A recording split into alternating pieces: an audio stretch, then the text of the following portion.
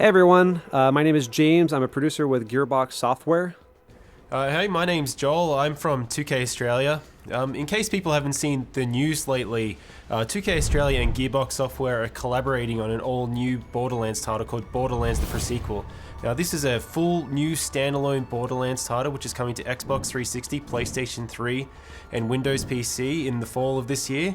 And we're here to give a run-through of the demo that we prepared for PAX East earlier this year. So why don't we get stuck into it? Yeah, alright, so right now we're looking at Athena, who is one of the new playable characters. She's a sort of a famous NPC from Borderlands 1 DLC, the General Knox DLC. Right now we're putting our skill points into the Phalanx tree, which enhances her kinetic aspects, which is this energy shield that Athena has that allows her to absorb attacks from enemies and throw it back at them. Alright, let's go ahead and get looting. Over here we have one of our new loot chests. We're going to go and open up and we're going to see what we've got inside. Alright, looks like we have one of our new cryo guns. Cryo is a new ice elemental that we've introduced in the pre-sequel. Fires ice bullets that allow you to freeze enemies and shatter them. We also have the laser gun, which is a new gun type. So it has different kind of laser attacks. Each manufacturer has their own kind. Right now we're looking at the Maliwan laser gun, and we might run into a couple of different types later on that we can show off. This is the Oz kit. This is an O2 kit. You need O2 because you're on the moon surface of Pandora's moon surface, Elpis. And Elpis is just like Earth's moon in the sense that there's a very thin atmosphere, very low gravity, so you need oxygen, but there's not really much on the surface. Looking at our other playable character, Wilhelm, you might have seen that there's a sort of a shimmering bubble over his head. That's his oxygen bubble. That allows him to breathe on the surface. The entire time that you're out there, you're losing oxygen, but don't worry. We've got plenty of stuff in place to make sure that you always have opportunities to get more O2. Case in point, we've just found one of the air geysers. You run on top of one of these things and it's going to fill up your oxygen. This is really important, not just because you need oxygen to breathe and live, but because we have some new features that we've added that use oxygen. Joel, why don't you tell us some about that? Yeah, so when we were bringing in this oxygen system, we didn't want to bring in something that was annoying to players and a resource to manage. We wanted to bring in something that could give them cool new abilities. So you can see we're on the moon, you can already do low gravity jumps, but if we jump and then press jump again, you'll actually vent some oxygen and you'll do a boost. It'll allow you to go a little bit higher. You can also kind of push yourself forward. So why don't we do a jump and then boost forward? And one of the other cool things you can do, it's kind of my favorite thing to do in the game at the moment. It's technically called a slam, but I like to call it a butt stomp. If you jump up in the air, press jump again to boost, and then press crouch, you actually slam down to the ground and do an area of effect attack. It's a great way to manage crowds, to shove them back, because if you're in a low gravity area, you can push them back pretty far, which might be the edge that you need to either like run away or focus on one guy before you deal with the rest of the crowd. Alright, now we're going to go ahead and move into the next area. This is the comm facility. There's a signal that's being jammed that you need to take care of so that you can get back up to Helios, which is the moonshot facility. In the pre-sequel, Jack is in charge of Helios. He's not the Hyperion CEO yet that you know from Borderlands 2. Right now he's just managing the station, and you've been kicked off it and you got to get back. Coming from that comms facility. Get in there, switch it off, because things are getting really interesting up here, kiddo, and in a not fun kind of way. What's your bum in there? Reed Biller owns that place now, and I've heard he's a right nut job. You probably would have heard a bit of an Australian accent there. During the development of the game, it just so happened that the moon kind of turned into Australia. Alright, now where we are right now, there's this big gap. You wouldn't be able to make this jump normally in Borderlands, but with the oxygen system, we can kind of push out this jump. So let's go ahead and see if we can clear that gap.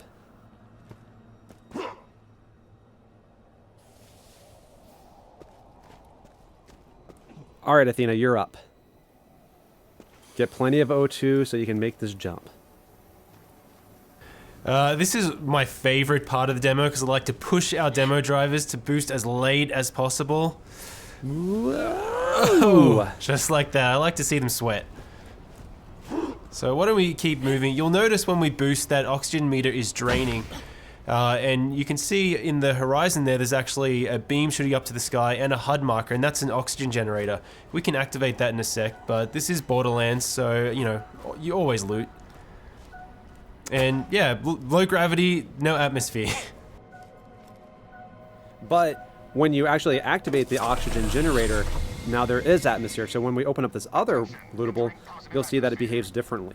We want to make sure that the that this whole system felt organic, that it felt real, that it didn't just feel like it was tacked on. This comes in really important because with things like incendiary, if you set someone on fire inside of a building with atmosphere, they'll burn. But if you set them on fire in an area with no atmosphere, they won't. So you kind of have to make some, you have some interesting opportunities. But these guys up here, I'm sure they're up to no good, so let's throw some grenades at them.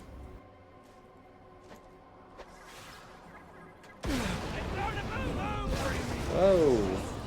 So in low gravity, you get blown up by a grenade, you go flying into orbit. Very awesome.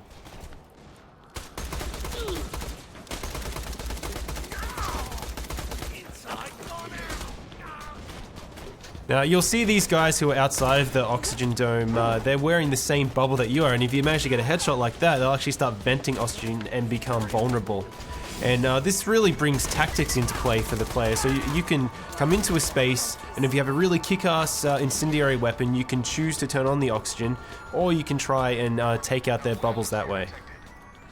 But why don't we take a chance to have a look at our co-op buddy Wilhelm. So people probably remember Wilhelm from Borderlands 2. It was the big robot that you fought right at the beginning, the first big boss. In this game, he starts out just as a man because this is his origin story as well as many other characters. And the really cool thing is, as you're building out his skill tree, not only do you gain new abilities, but you actually visually change him as well. You get robotic arms, robotic legs, shoulder-mounted rocket turrets. You're essentially building out his skill tree to tell the story of how he became the boss you fought in Borderlands 2, which we've had a lot of fun making. But I think it's probably time to show off our first new action skill for Borderlands the Pre-Sequel. What do you think, James? Yeah, it sounds like a good idea. We're coming up on the barrier here for the comp facility. This is being run by the Scavs, which are the scavengers. They're essentially moon bandits. They're not going to let us in without a fight. They're even bringing out some heavy hitters, some turrets, but luckily we've got our Aspis to help us with that. Let's try to absorb as much damage as we can and throw it back at them.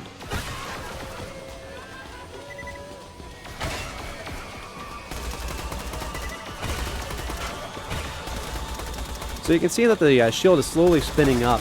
As it takes more and more damage, it's going to spin faster and faster. You can kind of see it around the outer edge, which means that we're just about ready to throw that back. Awesome. Let's go ahead and take care of this other laser and then get inside. Now, because we never get tired of blowing people off the side of the moon, let's throw some more grenades. We like to do these demos live, but because this is a co-op game, we can always rely on our buddies. That's right.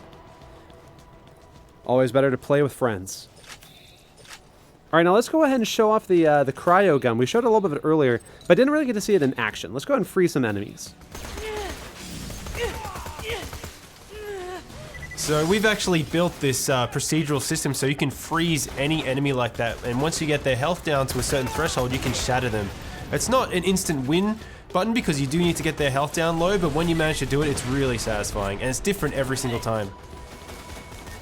Now we're going to go and divide and conquer so we can wipe out these scavs a little bit faster, and then we're going to try to meet back up in a little bit. Athena, freeze this guy and try to stomp him.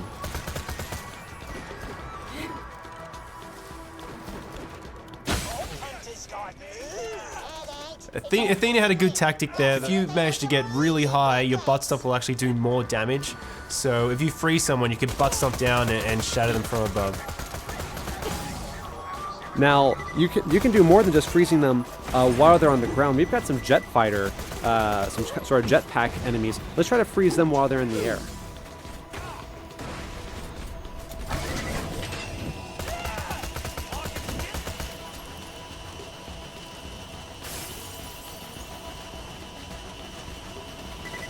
So if we do manage to freeze one of these guys in the air and they fall down a railing, they'll actually split in half. It's one of these kind of random events that I love to see in the game.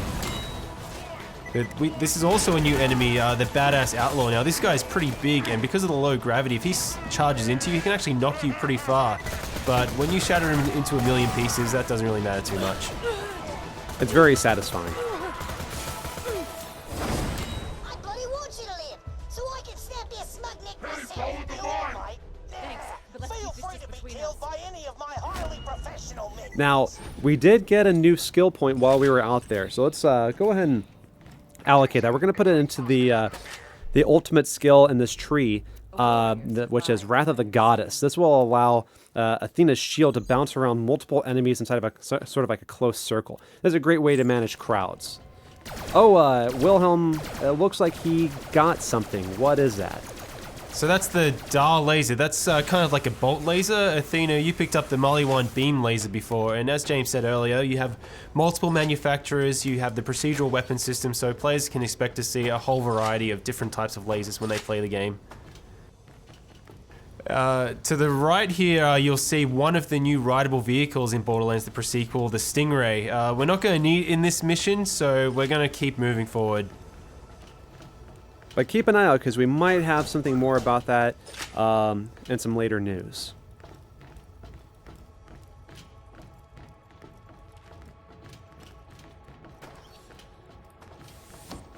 Alright, looks like I found another loot chest. Let's pop this open and see what we have.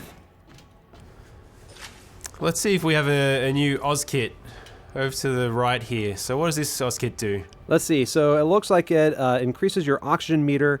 It allows you to create an oxygen bubble, which comes in really handy when doing a slam. So let's go ahead and give that to Wilhelm and see if we can do some damage with it.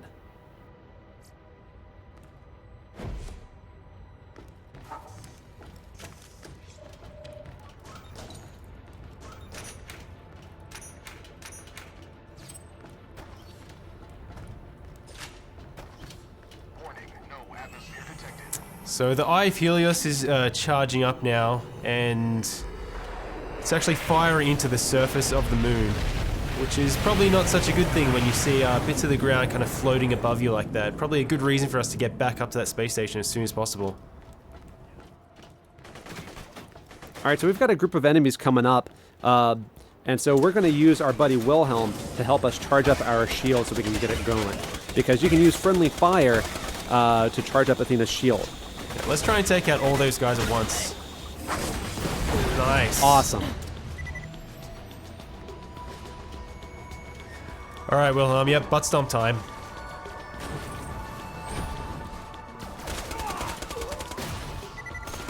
And you see that bubble, you can run inside that to recharge your oxygen.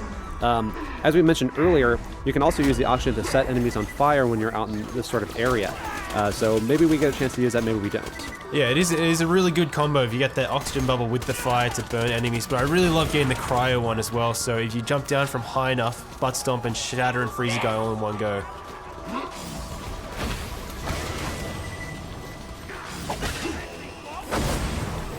Why don't we try and get some more butt stomps happening? I never get tired of it.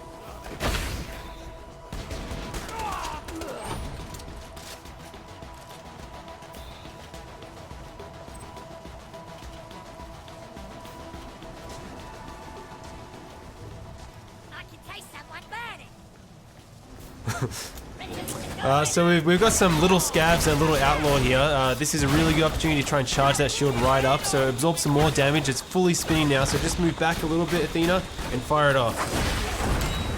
Oh, awesome. Nice. Now there's a lot more resistance in this area than we planned. We might need a little more help on this one. Who could help us out possibly?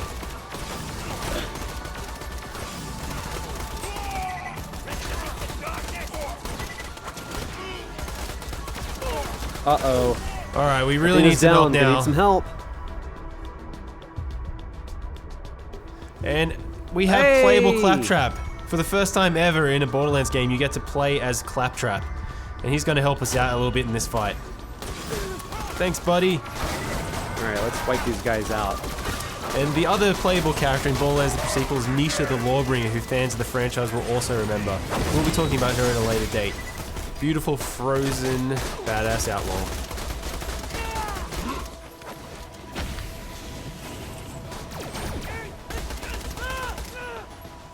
So yeah, we should probably head in here and try and disable that signal so we can get up to the space station.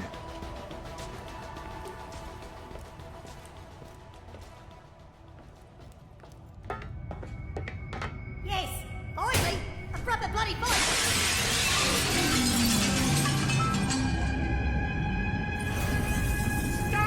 We can love this. All right, you better get him, Athena. Getting close.